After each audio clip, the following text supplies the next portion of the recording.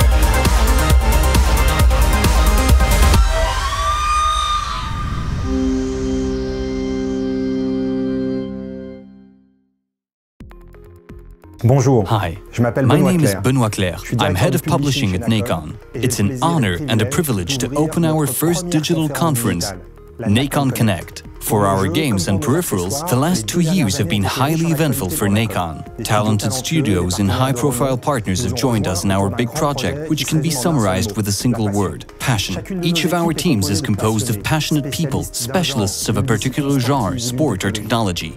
Like you, they are fans of motor racing, role-playing, adventure games and simulations. They dream of rugby, tennis, cycling. They are addicted to deck builders and roguelikes.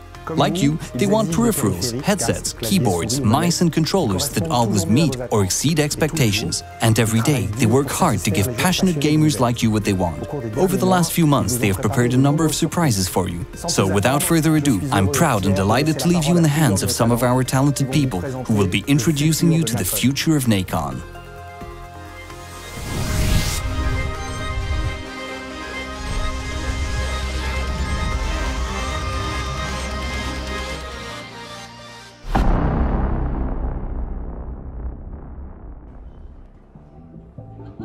Friends and subjects, thank you all for coming.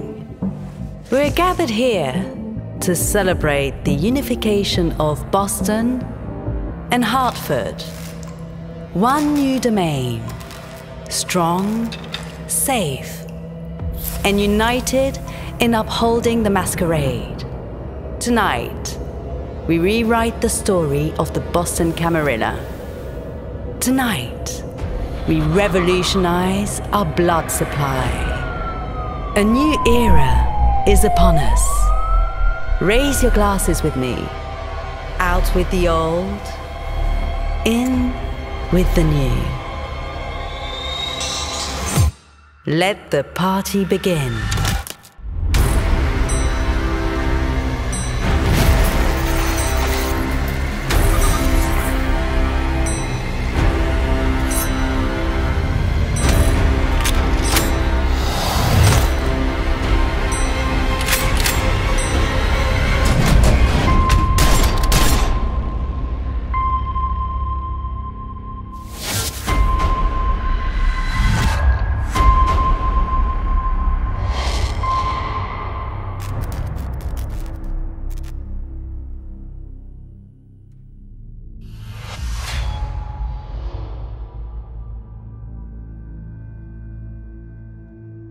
Hello, my name is Ilya Tipo, and I'm a quest designer at Big Bad Wolf Studio. We're currently working on Vampire the Masquerade, Swanson. At Big Bad Wolf, we specialize in story-driven RPGs. Story-driven because we want to tell a story, and RPG because we want to give players as much freedom as possible to roleplay, like in pen and paper role-playing games. It's the perfect combination for adapting a franchise like Vampire the Masquerade into a video game. The world of Vampire the Masquerade is basically like ours, but with vampires. There are smartphones, electric cars, and all other familiar items, but vampires walk among us. The only thing is that they are outnumbered by humans and so must remain hidden. This is what we call the Masquerade, the only rule that vampires must comply with and that the Camarilla, the largest vampire sect, tries to enforce. It's the 21st century, a very challenging and dark time for vampires. The elders have left and London has fallen. Against this difficulty and uncertain backdrop, a new prince emerges to take charge of the Camarilla in Boston.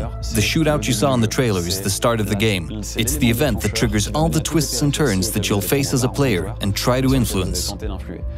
Who ordered the attack? Why was it ordered? These are the type of questions you need to find answers to in Swanson. Vampires are undead, so they have no pulse or vital signs. The closer they come into physical and emotional contact with humans, the more dangerous it is for them. And of course, that's where we will take you. You won't play as a single character, but rather 3 different characters. 3 different vampires from 3 different clans with different powers and different views on the plot, the world, and the Camarilla. It's also a chance to make them interesting as characters. Each of them has a separate backstory and past that is as interesting to explore as the mainline story unfolding in the present. So it's your task to lead the investigation and find out who is behind the attack, who is after the Camarilla, and why. Your first task is to complete your character sheet. For each of your 3 characters, you can allocate attributes and different skills.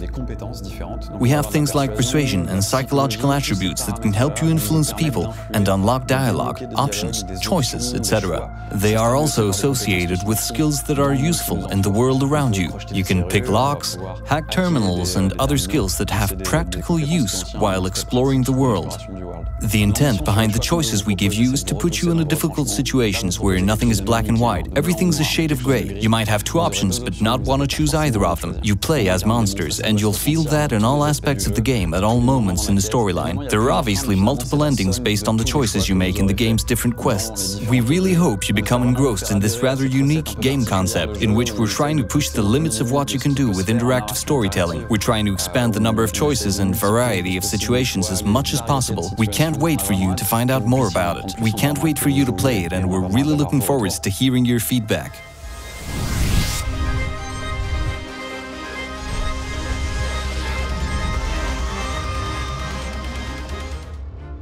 Ciao, sono Marco Ponte, CEO di Raceway Studio. Nel settembre del 2019 siamo entrati a far parte della grande famiglia Nacon e da quel momento abbiamo cominciato a sviluppare, mettendoci tutta la nostra passione, un prodotto ambientato nel mondo delle moto. Questo prodotto è unico nel suo genere e sfrutta tecnologie innovative dal punto di vista simulativo. Kiloton ha fornito il motore con cui stiamo producendo questo titolo, il che ci ha permesso di essere immediatamente operativi e poter mettere la nostra enorme esperienza in questo campo a disposizione dell'intero gruppo.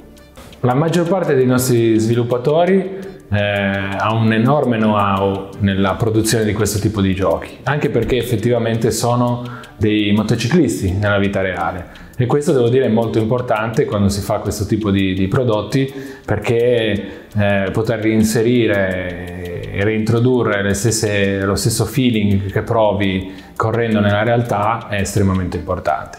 Rims Racing costituisce un approccio totalmente nuovo all'esperienza simulativa dei giochi di moto. Infatti nel nostro titolo è possibile utilizzare le moto top di gamma dei più prestigiosi produttori in assoluto, cercando evidentemente di dominarne la potenza. Il nostro gioco metterà a disposizione un'esperienza di guida e una gestione della moto estremamente precise. Questo riteniamo che per gli appassionati di questo tipo di giochi sia assolutamente importante.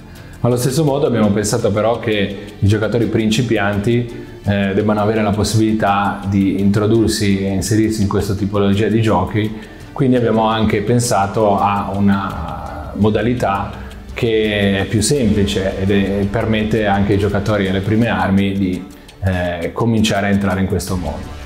Il nostro obiettivo è offrire un eccezionale livello qualitativo, soprattutto nella riproduzione dei dettagli delle moto e nel comportamento delle stesse durante la gara. I giocatori avranno a disposizione chilometri di asfalto su strade iconiche e famose per i motociclisti e anche sui circuiti reali, in cui si potrà vivere la passione e il brivido di un sorpasso al limite o di una staccata prima di una curva particolarmente impegnativa. Una delle peculiarità del nostro prodotto è la possibilità di controllare in tempo reale lo status della moto. Ovviamente sarà possibile anche competere online oppure affrontare una lunga carriera in cui è possibile dimostrare al mondo le proprie capacità come pilota e anche come gestione di un team. Soprattutto daremo all'utente la possibilità di modificare e gestire tutte le parti meccaniche della moto. Questo concorre evidentemente a dare un maggiore realismo e un maggiore livello di personalizzazione della propria moto. Il giocatore dovrà dimostrare di essere un vero pilota, tenendo presente che l'abilità nella guida non è l'unica cosa necessaria. Credetemi, stiamo lavorando molto duramente per fare in modo che Rims Racing diventi un punto di riferimento in questo genere di giochi. Quindi, se amate questo tipo di titoli, restate sintonizzati perché vedrete qualcosa che non avete mai visto prima.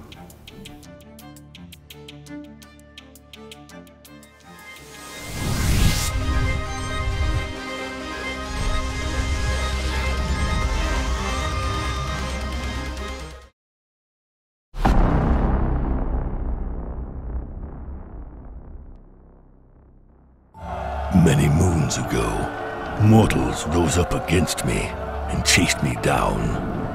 They were led by demon hunters, wretched beings incapable of seeing the beauty of a corrupted world. My creatures and demons gave everything they had in the fight, but it was not enough.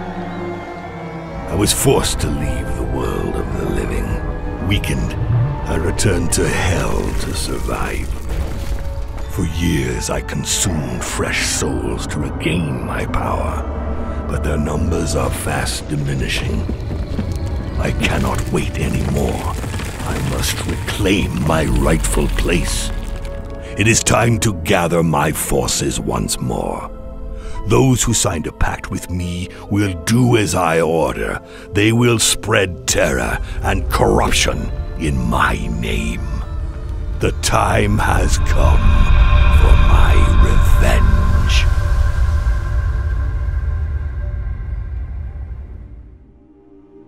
Je suis Camille Lisoire. I'm Camille Lisoire, and I'm the art director on Rogue Lords.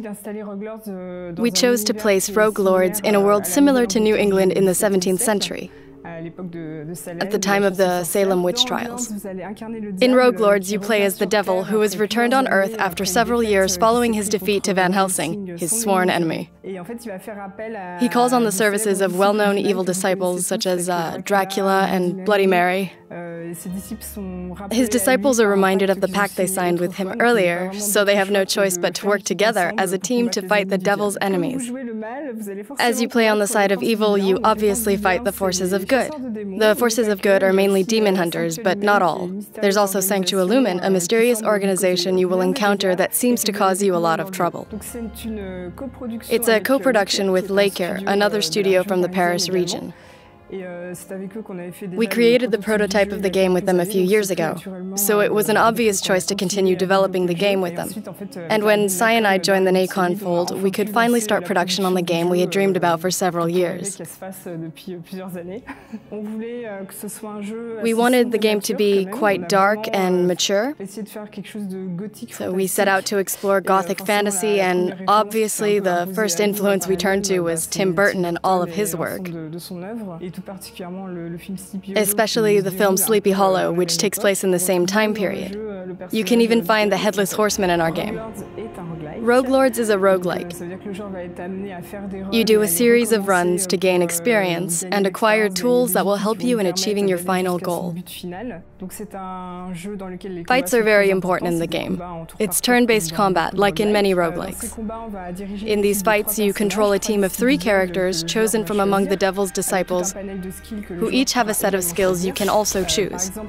For example, Bloody Mary can place a mirror behind her enemies, and each time she deals damage, the damage is reflected to the enemy with the mirror behind them, so she can be extremely effective. You can also create combos between the different characters in your team. You explore a procedurally generated 3D map. You must search for different diabolical artifacts that the devil lost during the Great War against Van Helsing. Each artifact corresponds to a different run. These runs can be played until you have enough experience, so the game has infinite potential. An important aspect of the Rogue Lords is that because you play as the devil, you can cheat. So there really aren't any rules to the game. You can pause the game at any time. For example, during combat, when your disciples are in a bad way and close to death, the devil can take damage in their place. We really wanted to give Rogue Lords a dark and poetic atmosphere. And we hope that players have as much fun exploring this world as we did making it.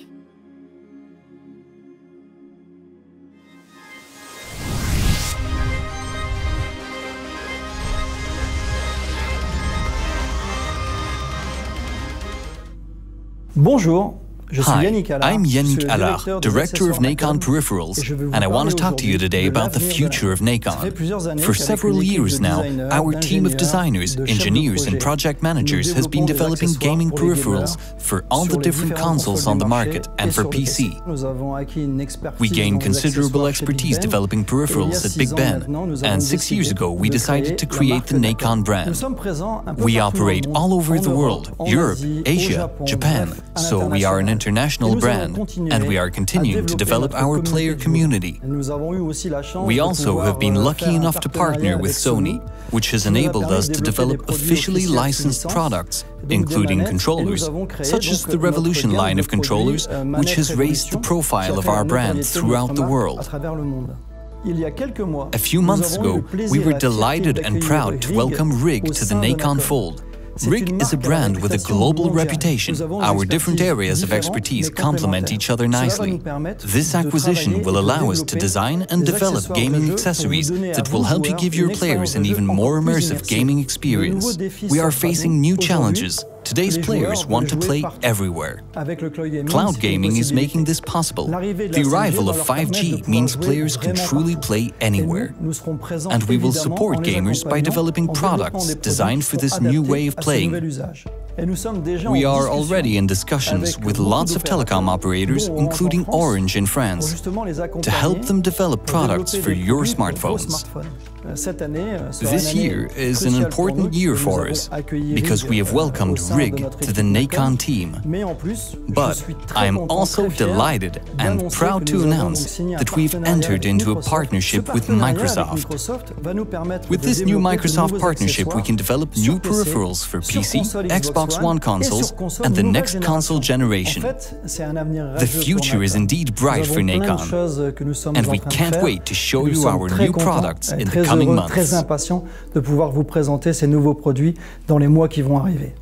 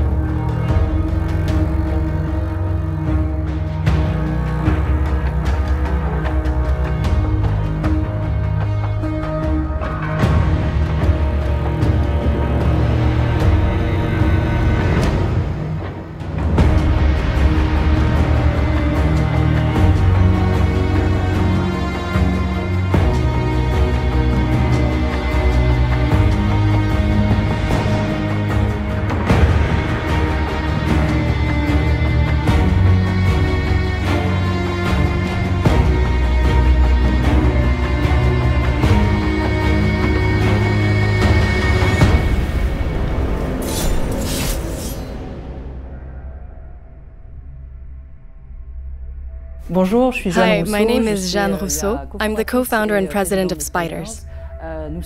We're very proud to introduce you to our new baby, the game Steel Rising.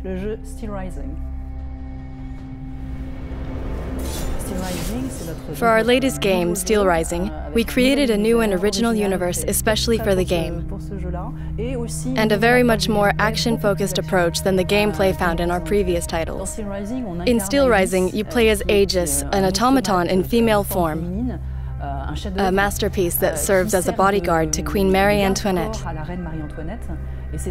And Queen Marie Antoinette has ordered us to seek out our creator to put an end to the massacres carried out by the robot army of King Louis XVI, who seems to have gone mad while trying to suppress the nascent revolution by unleashing an army of out-of-control robots. So your mission is to try to stop all of that. In this version of Paris, you find well-known monuments and others that don't exist anymore. We recreated the Grand Châtelet, for example, and the Tour du Temple, the kind of places that characterize the period.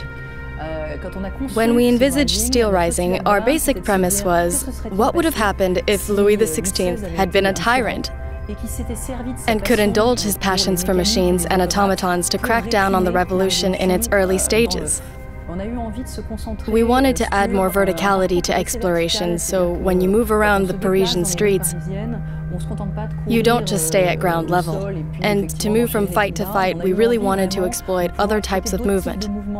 Climb up on a balcony, discover a secret passage to another location, that kind of thing. To avoid the harsh transitions found in many games when you're exploring, when you're like, oh, a fight, it's a sudden change of pace and a type of game, we wanted everything to be tied together more fluidly.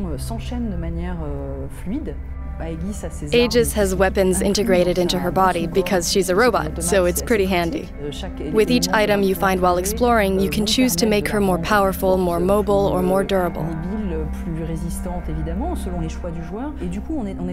We've created more than 7 weapons, which are actually families of weapons, because you can find many more as you progress through the game, and each one has its own unique characteristics. The weapons range from ones on your arms for very light combat, to alchemical rifles for long-range attacks, and much heavier weapons you can use to flatten your enemies with maximum force. I think many players will start off thinking, okay, I'll fight, take on these monsters, and find the best strategy. And what I hope, if I've done my job properly, is that they will end up getting immersed in this world. And they will want to explore more than just the strategic and tactical path to accomplish the main storyline.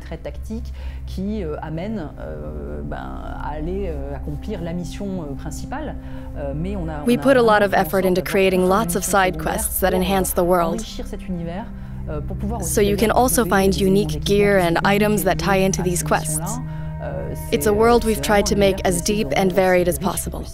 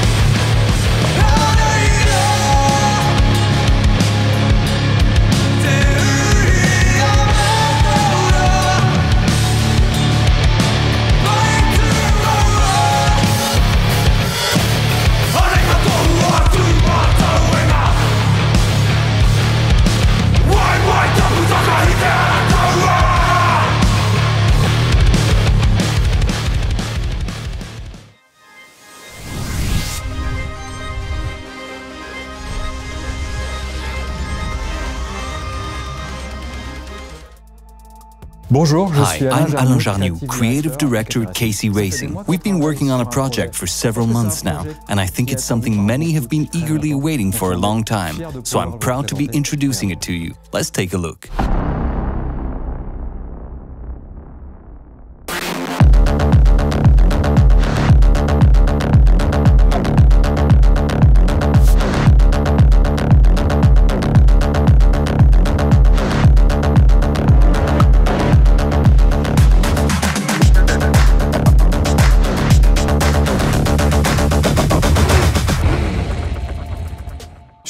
I'm delighted to announce a new game in the Test Drive Unlimited series, Test Drive Unlimited Solar Crown. You may recall that the Solar Crown is the name of the competition we had in the previous Test Drive Unlimited game. We wanted to reuse this name and the championship's concept, which is not a closed championship where the player is restricted to doing certain things. We wanted to give players a variety of things to do and the freedom to progress through the game however they want. So we developed a new Test Drive Unlimited concept by keeping the DNA of the game, but also evolving the gameplay and game modes to make them more modern and more in line with current trends and what today's players find fun. I know the Test Drive Unlimited franchise really well because I worked on the first TDU, Test Drive Unlimited 1. I also worked on Test Drive Unlimited 2. And we wanted to relaunch this great franchise because there's no real equivalent at the moment. It's a game that players really love, a game made for fans that is making a comeback today thanks to KT Racing and Nacon. This new Test Drive Unlimited game is benefiting from all of KT Racing's expertise in motor racing. This includes the physics engine used to drive the car, derived from our experience creating the entire WRC series, which helped us develop an engine that can reproduce very diverse driving conditions, whether it's gravel, asphalt, etc. And that's an essential asset. When I play Test Drive Unlimited, I obviously want to buy a Ferrari, Lamborghini or Bugatti. So it's a unique world in terms of the cars you can buy. And also in terms of your avatar, for which you have lots of customization options, like luxury clothes and accessories. To add more realism to Test Drive Unlimited, we created an island at a 1-for-1 scale, which is important for authenticity and the game experience. I like to go to places that exist in the game world, so everything you can see, you can visit. My goal is to indulge my passion for cars with the car fan community at full throttle. When does Test Drive Unlimited Solar Crown release? I can't give you a precise date right now because we want to spend time perfecting the game, improving the technology and game experience, and listening to the fan community after the game's announcement, so we can make Test Drive Unlimited as great as possible. I'm really happy to have unveiled Test Drive Unlimited Solar Crown. The team is having a great time with this game. I am extremely proud to be able to create a new game for this amazing franchise, and I hope I can share more about it with you very soon.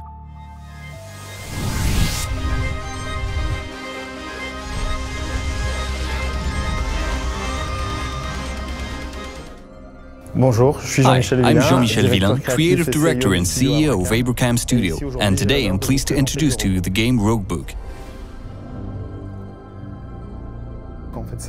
It's a roguelike deck builder. When you start the game, you choose 2 heroes from a selection of 4. So you have a hero combination, a starter card deck, and as you progress through the game world encountering and fighting enemies, you craft more and more cards as in-deck building games to gradually improve your deck. It's a roguelike, so you can lose 1 hero.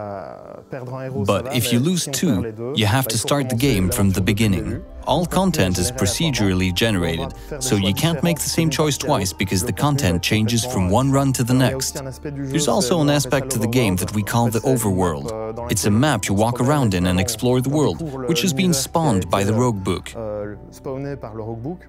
In this layer, you can find bonus artifacts and treasure, and also encounter enemies, win battles, fight bosses, etc. Find gems and customize your deck based on the enemies you defeat. Once you've finished the game the first time on the basic difficulty level, you'll see that there are things that you can unlock to help you advance to the next difficulty level. The difficulty increases, but the player also has more options, which means more combinations are possible, and it never gets boring. All the game's action takes place in the Rogue Book, which is actually the lore book of our first game, Feria. So it's a type of compendium that includes all the legends and stories of the universe of Feria, which is a huge world. If adventurers open the book, they are sucked inside and become trapped. As for the game's heroes, we chose 4 of the most popular heroes from Feria, which were characters that we put the most effort into when developing Feria. There's Shara, who is quite a badass adventurer, Soroko, who is an ogre triton, Cypher, the rat demon, and Aurora, the turtle. I'd say our approach was to revisit Feria with Miyazaki's approach to make something with more animism, where everything ultimately has a soul, which creates a universe full of spirits that are somewhat enigmatic. We also wanted to take Rogue Book to another level. For this, we collaborated with a legend in the card game world. He is co-designer on the project, and he has a game mechanic he wants to explain to you. So I'll hand you over to him.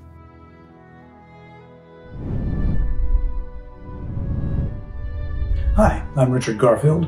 I'm best known as the designer of Magic the Gathering, which is the world's first trading card game. And since then, I've designed a lot of other games and studied a lot of games and co-authored a book called The Characteristics of Games.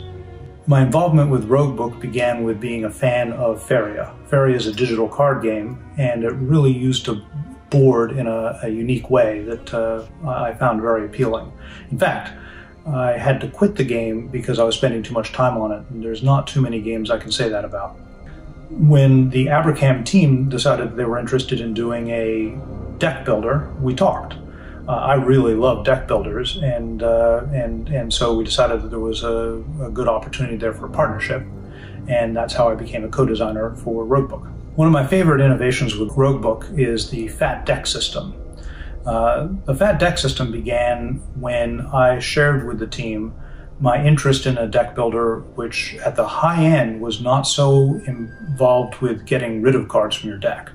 Most deck builders, this is an important part of the strategy. It's you add some cards, but then you spend a lot of time getting rid of cards. And getting rid of cards is not as much fun as adding them. Getting rid of cards often gets rid of cards which are interesting but don't really fit with your deck, and also makes the deck more consistent. I wanted to see a game where it was possible to pursue a strategy which was much more about getting a big deck, which was a little less predictable but a lot of fun. We went about that by making it so that you get rewarded by getting certain thresholds of cards in your deck. This is done through having a skill tree for each of your characters, and when you get up to a certain number of cards, you get to choose a skill for your character. That way, you get a really custom experience with your deck in several different ways. Well, I think it'll bring an entirely new type of deck building possibility to players. They can pursue building a large deck rather than just the lean, mean fighting machine, which is so important in most deck builders. Personally, I like to build decks that are a little less predictable, where you have to think a little bit more on your feet, and that's what the big deck is all about. So this will give more options for people in how they engage with the game. Well, I hope you all enjoy playing Rogue Book as much as we've enjoyed putting it together.